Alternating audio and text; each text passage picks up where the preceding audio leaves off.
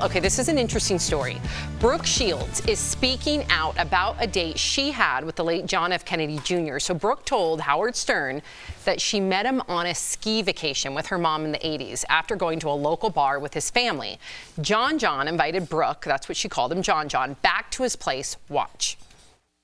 He kissed me, and it was the best kiss I've ever had in my life. And I was like, it was not disappointing. Oh, beyond not disappointing. He's just. The lips are beautiful, and the face is amazing, and the body and the person, and he was down to earth and funny and irreverent. I froze, though, because it was so precious to me. And I was like, oh my God, you're falling in love. And if you sleep with him, he may not talk to you again, and you can't handle that. So here's where it gets interesting. After turning him down, Brooke said that John didn't talk to her at all the next day.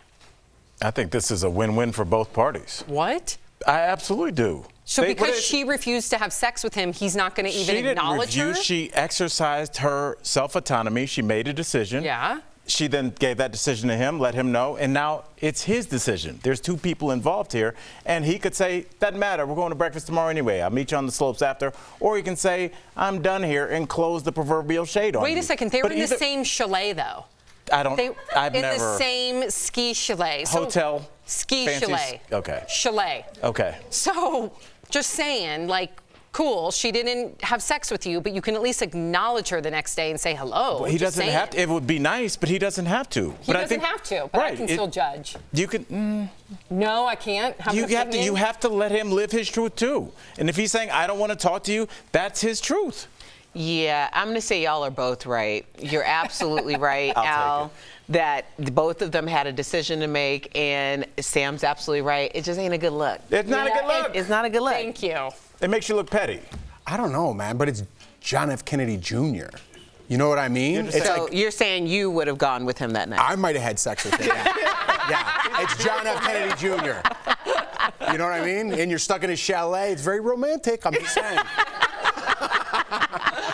I love it. Okay, so Kelly Ripa was asked her thoughts on the whole TJ Holmes and Amy Robach scandal. The GMA3 co-hosts were let go, if you remember, after it was revealed they were in a romantic relationship. Both were also married at the time, so Kelly joked that she and her husband, Mark Consuelos, will take a different approach when they host their talk show together. Watch. Mark and I have taken a vow of chastity. Right. While we'll be working together, because I know how ABC does not like that, you know. Right. TV partners banging on the side.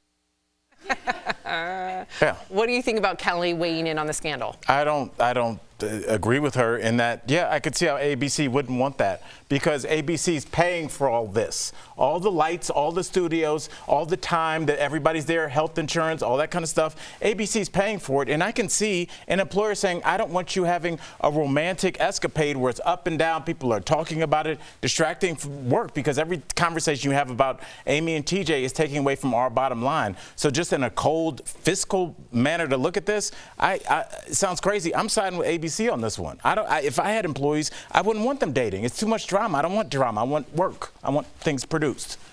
Okay.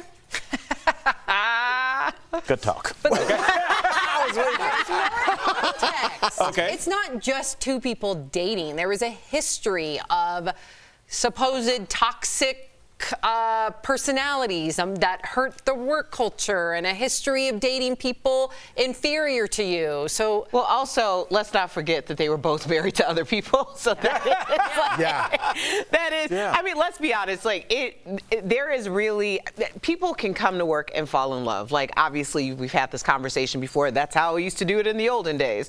But when you have a situation where your personal business is bleeding into the culture of everything else that's going on, yeah, I'm not here for that either. Most people aren't, and that's likely the reason why they're not there anymore. Exactly. Yeah, they're not, I mean, it's not a great representation of your network to have two co-hosts, which people die for that job, and be like, hey, we both cheated on our wives, and we had our own little thing going on. You got to keep some sort of work environment at the top of the list. You know, I'm with you on that. You absolutely do. And I mean, we see movies and it's romanticized. She was at the desk, Jim and Pam.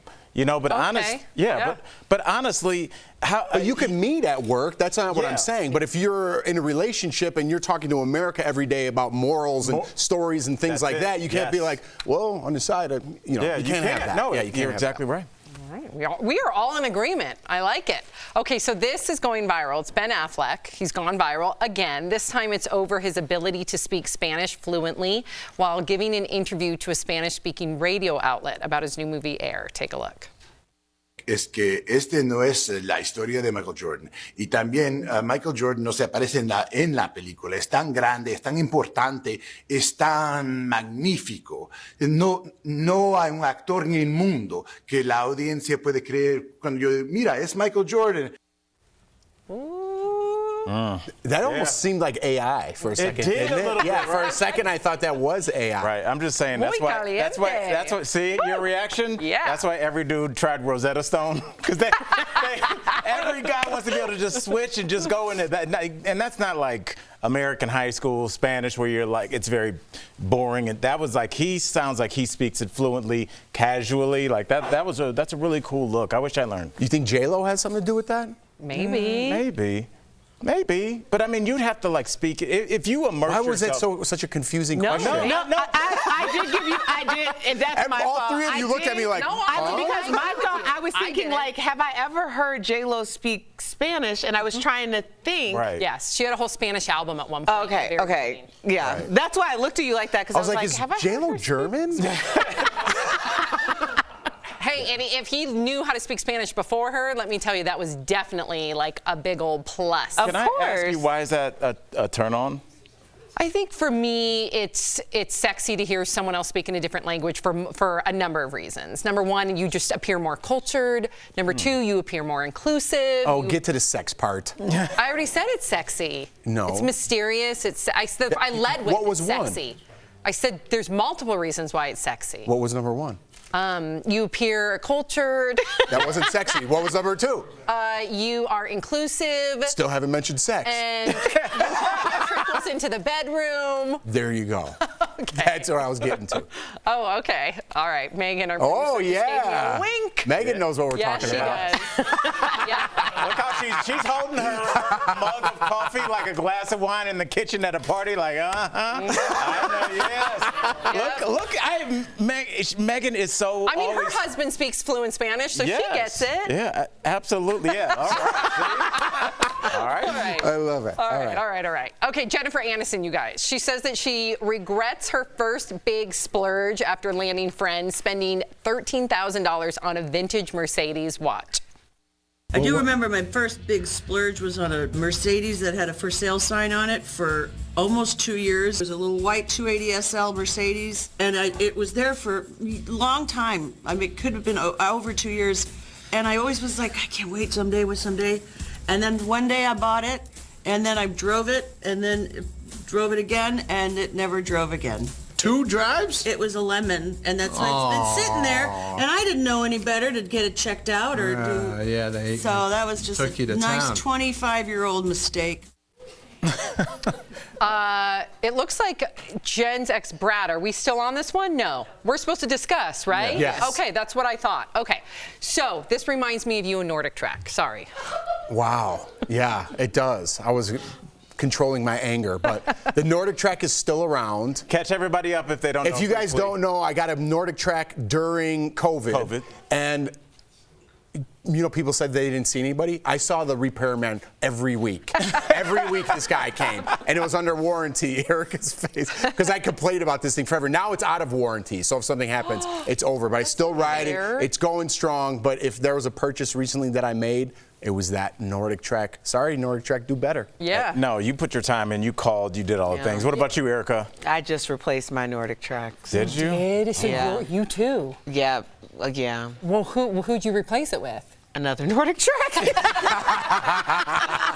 What about you? I don't know. It was just a great one. I don't know. Yeah, I mean, I guess the big purchase I would regret. I got a. I know what it is. What is it? Is it that thing that's supposed to like desanitize and steam? And I got a steamer during COVID, and this is back when you know it was hard to go to the dry cleaners, and you know with our suits, they don't always need to be like dry cleaned. So this thing sanitized and cleaned them, but it just didn't. It doesn't really do it. It's just like almost like if you left it outside and then brought it in the afternoon.